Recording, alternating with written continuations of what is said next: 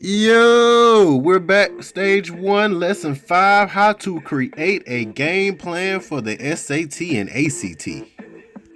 Over the last two lessons, we've had the opportunity to discuss the minimum GPA requirements in order to be eligible to compete at the next level, how to calculate said GPAs, and also the core course requirements needed in order to be eligible to compete at the next level. Now, let's talk about the SAT and the ACT and how that plays into what level of competition you're eligible to compete at.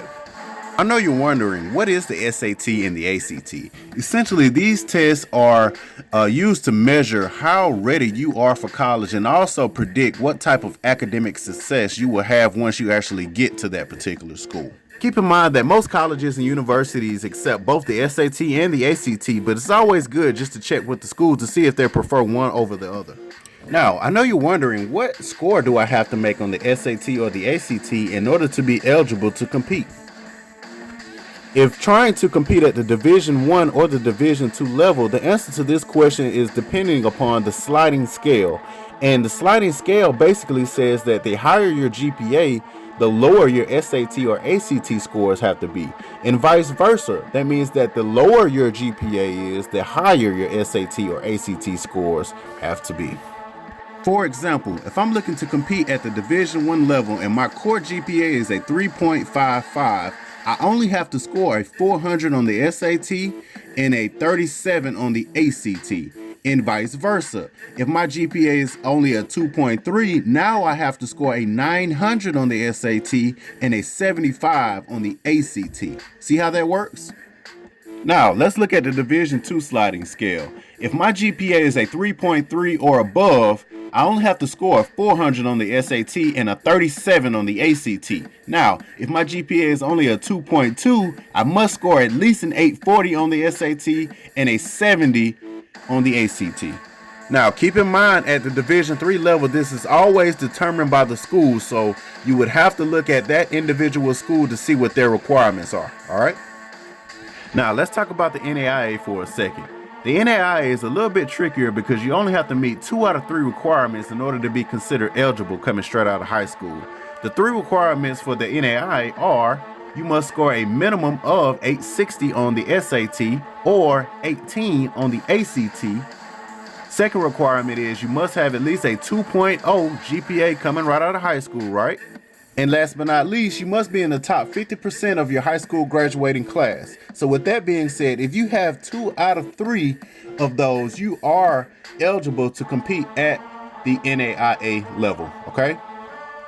Now, of course, for JUCO, it's really determined by each school, but more than likely you won't necessarily have to take the SAT or the ACT in order to be eligible to compete at the junior college level, but always check with that particular school, just be on the safe side, all right?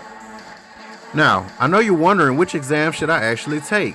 It's suggested that during your sophomore year, you take the practice exam for both tests to see which one you score better on. Based upon that, at the beginning of your junior year, you should go ahead and take that test because this gives you more time in order to take the exam again, just in case you don't do well on it the first time. Be mindful that the SAT and the ACT always take the highest scores of all of your tests in order to generate your final score, all right?